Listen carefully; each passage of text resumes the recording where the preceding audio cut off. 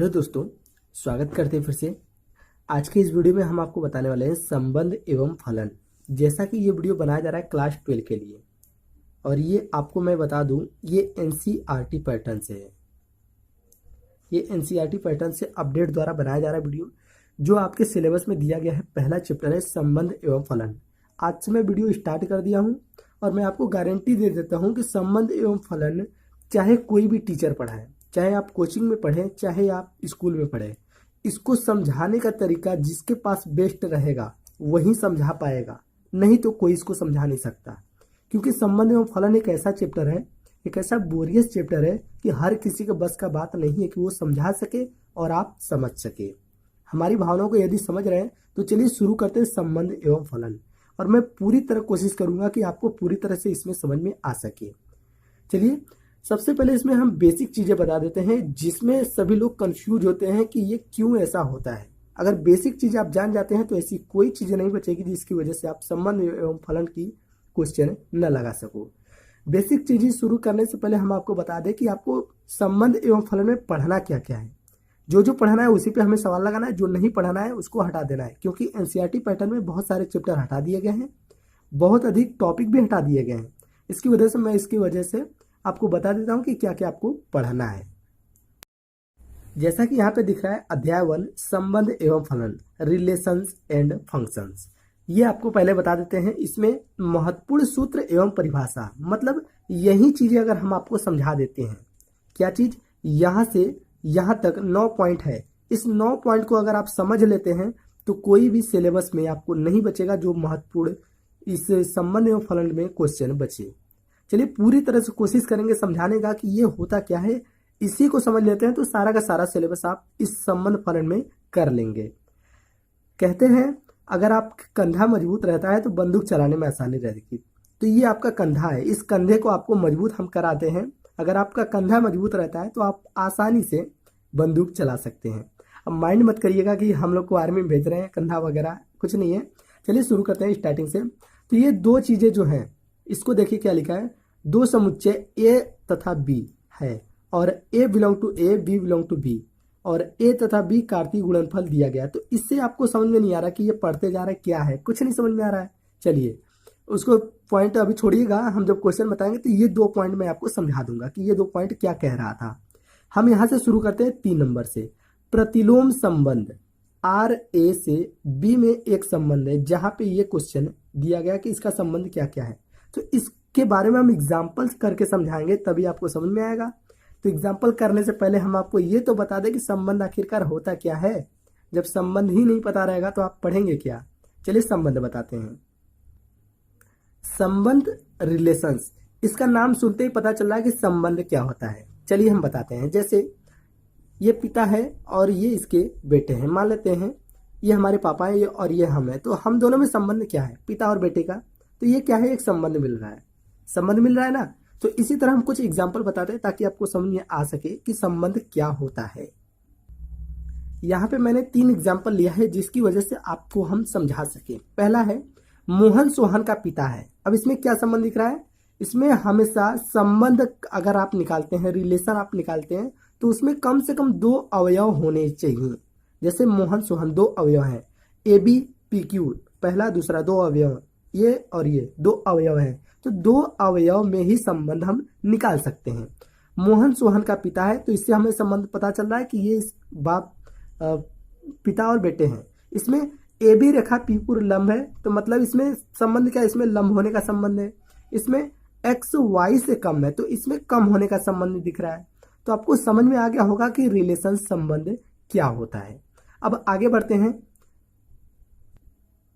अगला है प्रतिलोम संबंध। जैसा कि नाम से ही लग रहा है प्रतिलोम मतलब उल्टा।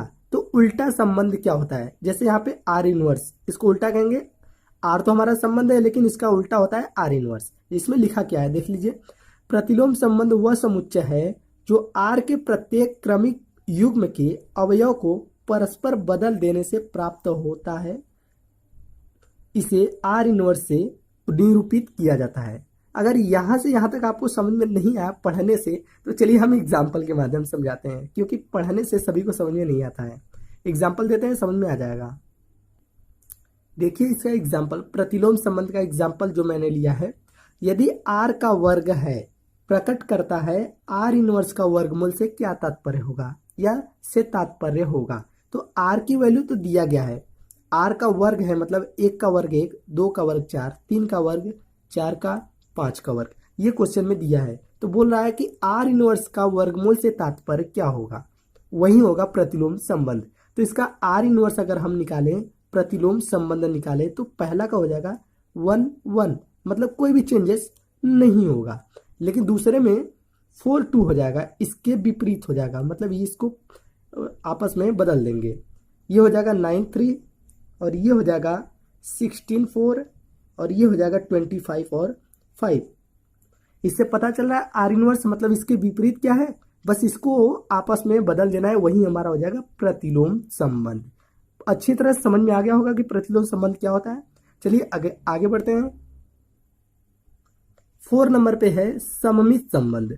जो संबंध x और y में है, यदि वही संबंध y और x में हो उसे सममित संबंध कहते हैं। ये तो हो गया इसका परिभाषा, लेकिन अब इसको समझेंगे कैसे, चलिए एग्जाम्पल देते हैं। एग्जाम्पल है पहला, समानता का संबंध अर्थात सममित संबंध। समानता मतलब आपको पता है समान, x बराबर y, ये दोनों सममित है। सममित का नाम से ही पता चला है दोनों समान होने चाहिए।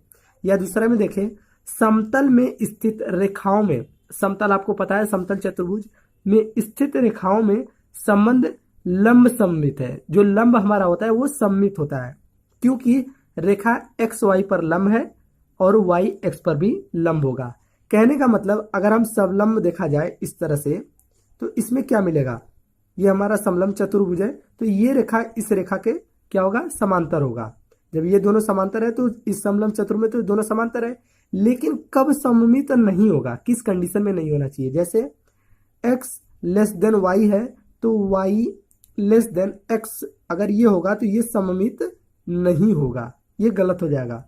अगर दोनों आपस में बराबर होते हैं, ये बराबर है तो ये इसके भी बराबर होता, तो हम कह सकते हैं, या इसको हम इस तरह से अगर लिखते हैं y ग्रेटर x, तो ये सही होता, तब ये सही होता कि ये सममित है। अब अगला देखते हैं, नंबर 5, स्वतुल्य संबंध।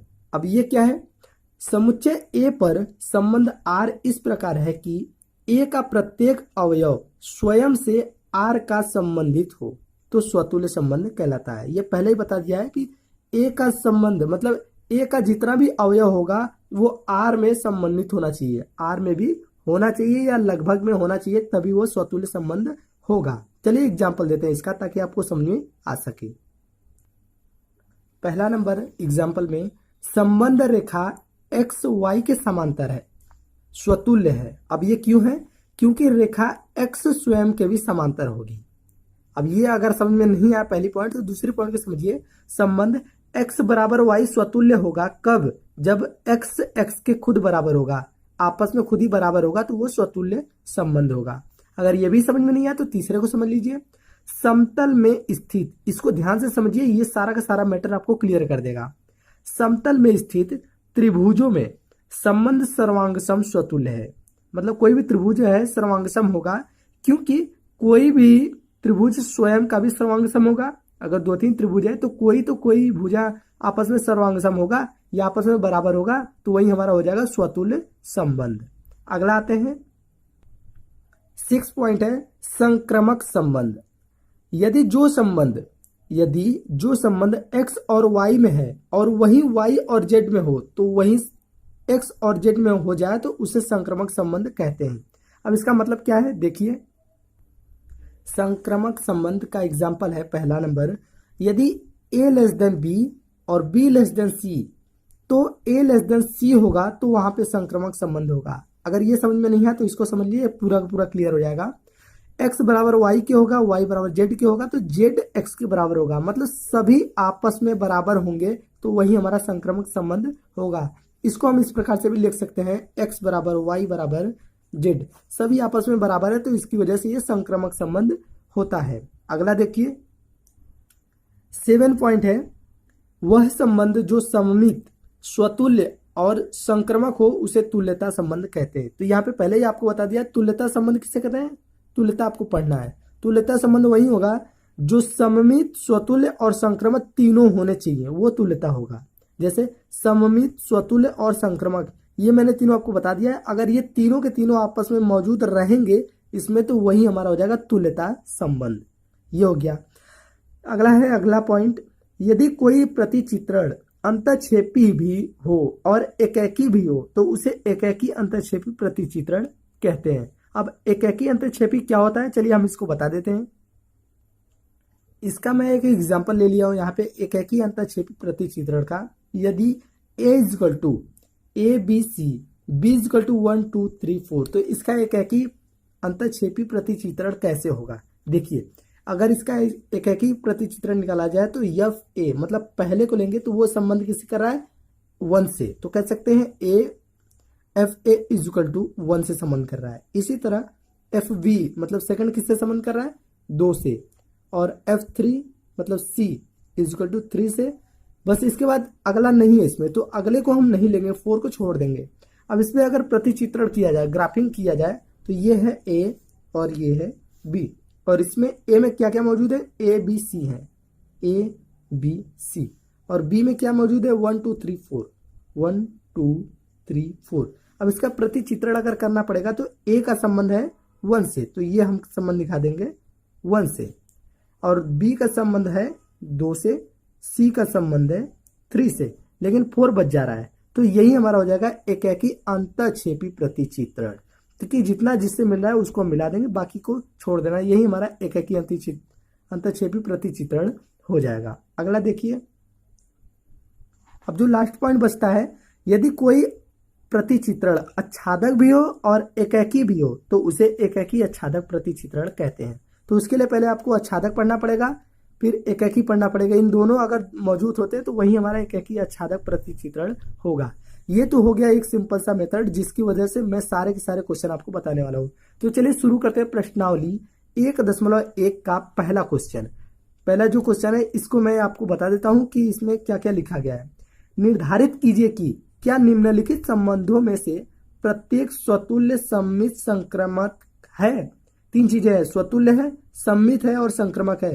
तो ये चीजें हमें बताना है, पहले में क्या है, स्वतुल्य संक्रमक है या नहीं, दूसरे में बताना है, तीसरे चौथे में बताना है। तो इस चीजों को मैंने आपको परिभाषा के रूप में ऊपर बता दिया है, उसी चीज को मैं सवाल के माध्यम से आपको बताता हूँ। और आपको मैं एक चीज और बता दूं, मैं सारे के सारे आपको क्वेश्चन लगाकर दिखाने वाला हूँ। हमारे चैनल को सब्सक्राइब कर लीजिएगा ताकि और भी आपको वीडियो मिल सके। चलिए शुरू करते हैं पहले क्वेश्चन से। तो पहला सवाल पढ़ते हैं। समुच्चय A बराबर 1 2 3 डॉट डॉट डॉट 13 14 तक दिया गया है में संबंध R इस प्रकार परिभाषित है कि R is equal to x y. जो संबंध दिया गया है 3x minus y is equal to 0, मतलब ये इक्वेशन दिया गया है। इसी से हमें बताना है कि वो स्वतुल्य है, सममित है या संक्रमित है या नहीं। चलिए इसको लगाते हैं। अब इस क्वेश्चन में मुझे A और R दिया गया है, अब हमें वही चीज बताना है कि क्या क्या है। तो इसको हल करने से पहले हमें इसमें R में देखते हैं क्या दिया है। ये एक इक्वेशन दिया है 3x minus y is equal to 0। तो इस इक्वेशन को लेते हैं, तो 3x is equal to Y लिख सकते हैं इसको, 3x is equal to Y. अब लिखने के बाद हमें यहाँ पे क्या यूज करना पड़ेगा। अब इस समीकरण में a की वैल्यू हमें रखना है, तो x के स्थान पे 1 रखते हैं, मतलब 1 रखेंगे तो y की वैल्यू क्या मिलेगी, 3 एकम 3 मिलेगी। ठीक है, अब x के स्थान पे 2 रखेंगे तो क्या मिलेगा, 3 दूनी के 6 मिलेगा। 3 रखेंगे तो क्या मिलेगा, 3 तिरिके 9 मिलेगा। 4 रखेंगे तो क्या मिलेगा, 4 तिरिके 12 मिलेगा। 5 रखेंगे तो 5 त्यागे 15 मिलेगा। इस तरह से ये मिलता जाएगा डॉट डॉट डॉट, कितना तक, यहां तक ये मिलता जाएगा। अब ये समीकरण में रखने के बाद हमें ये पता चला। अब इसमें हमें बताना है स्वतुल्य है या नहीं, सममित है या नहीं, संक्रमक है या नहीं। तो स्वतुल्य होने के लिए क्या होना चाहिए, स्वतुल्य होने के लिए 2 चीजें आपस में बराबर होनी चाहिए। जैसे यहाँ पे 1 3 है तो ये 1 1 होता तो स्वतुल्य हो जाता, लेकिन 1 3 है ये नहीं है। 2 6 है ये अलग अलग है, ये भी नहीं है, किसी में नहीं दिख रहा है। तो कह सकते हैं 1 1 मतलब आपस में क्या है, दोनों बराबर नहीं है, नॉट बिलोंग टू आर, ये इससे संबंधित नहीं है, या कह सकते हैं स्वतुल्य नहीं है, स्वतुल्य नहीं है। सममित पे आते हैं, सममित का मतलब दिया है, जैसे देख लेते हैं 1 3 है तो 1 3 तो है, लेकिन 3 1 भी तो होना चाहिए कहीं ना कहीं। तो ये आपस में क्या होगा, बराबर होना चाहिए। देखिए 1 3 है, 3 1 कहीं है, कहीं नहीं है 3 1, तो इसलिए ये भी क्या है, ये भी नॉट बिलोंग टू आर, मतलब सममित नहीं है। अब तीसरे पे आते हैं। तीसरा जो दिया गया है संक्रमक। संक्रमक का मतलब होता है सभी आपस में बराबर होना। अब सभी आपस में देखते हैं बराबर है या नहीं। जैसे 1 3 और 3 9 बिलोंग टू आर, मतलब ये चीजें तो मिल गए 1 3 3 9। अब ये दो चीजें तो मैंने समान कर लिया, 1 3 है, 3 9 के बराबर है, लगभग ये दो चीजें तो समान मिल गई। अब तीसरा देखते हैं बराबर मिलता है या नहीं। 1 9, अब ये देखिए इसमें 1 आ गया, 1 9 है 9, दो चीजें सब समान मिल गई। लेकिन ये भी क्या है, हमारा संक्रमक नहीं है। संक्रमक नहीं है, मतलब कहने का मतलब ये चीजें होना चाहिए, अगर ये चीजें होता तो संक्रमक होता। 1 3 3 9 1 9 ये आपस में बराबर है, लेकिन ये चीजें इसमें मौजूद नहीं है जो हमारा क्वेश्चन है। 1 3 2 6 3 9 4 12 5 15 ये चीजें मौजूद है। अगर ये चीजें मौजूद होता कहीं ना कहीं तो हमारा संक्रमक हो जाता। तो पहले क्वेश्चन को मैंने बता दिया है। चलिए अगले बढ़ते हैं। दूसरा जो क्वेश्चन दिया गया है, ये प्राकृतिक संख्याओं के समुच्चय n में r x y है, जो संबंध दिया गया y बराबर x प्लस 5 तथा x लेस देन 4 द्वारा परिभाषित संबंध r क्या होगा, सममित होगा, स्वतुल्य होगा, संक्रमक होगा या नहीं, ये चीजें है। तो मैं दूसरों को भी बता देता हूं, आपको समझ में आ जाएगा कि सममित, स्वतुल्य और संक्रमक क्या होता है। यही क्वेश्चन है नंबर 2। प्राकृतिक संख्याओं का समुच्चय n बराबर 1 2 3 4 5, ये प्राकृतिक संख्या है, मैंने ले लिया है, डॉट डॉट डॉट अनंत तक जा सकता है। और r का एक संबंध दिया गया है कि y बराबर x प्लस 5, और यहाँ पे लिखा है x लेस देन 4, मतलब x की वैल्यू 4 तक ही रखनी है हमें। देखिए अगर x की वैल्यू हम 1 रखते हैं, इस समीकरण में x की वैल्यू 1 रखते हैं, तो y की वैल्यू क्या मिल जाएगी, 6 मिल जाएगी। अगर x की वैल्यू 2 रखेंगे यहाँ पे तो मिल जाएगा 7। अगर 3 रखेंगे इसके स्थान पे तो क्या मिल जाएगा, 3 और 5 8 मिल जाएगा।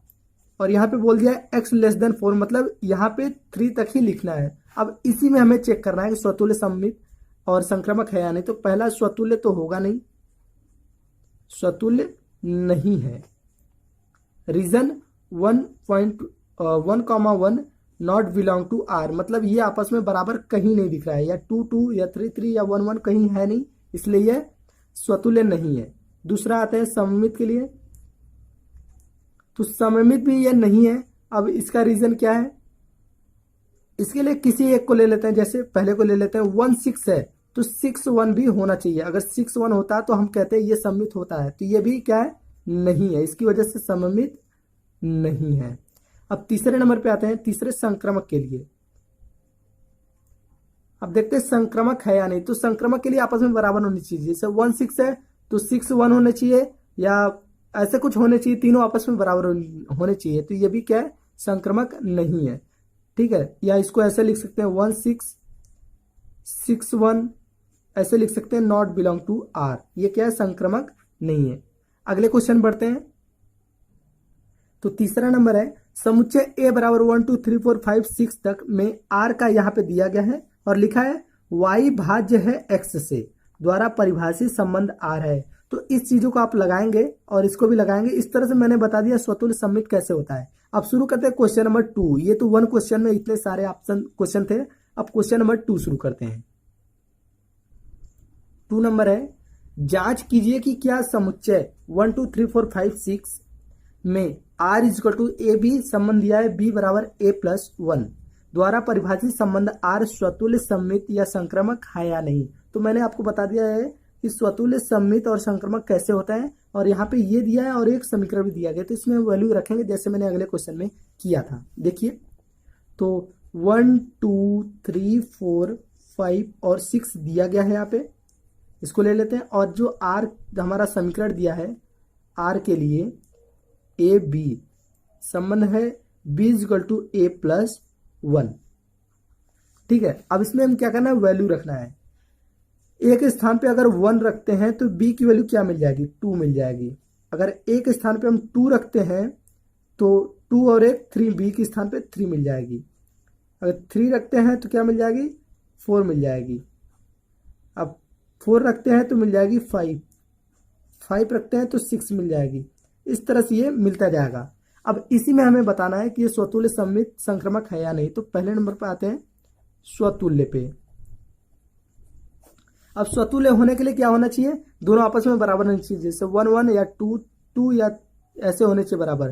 तो 1 1 क्या है, नॉट बिलोंग टू आर, ये इससे संबंधित नहीं है, ये इसलिए स्वतुल्य नहीं होगा।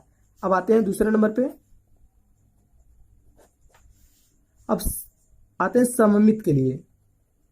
तो सममित है या नहीं उसके लिए क्या होना चाहिए, उसके लिए आपस में दो चीजें बराबर होनी चाहिए। जैसे 1 2 है तो 2 1 होने चाहिए, या 2 3 है तो 3 2 होने चाहिए, 3 4 है तो 4 3 होने चाहिए। इस तरह से कोई नहीं दिख रहा है तो इसलिए नॉट बिलोंग टू आर, ये भी सममित नहीं है।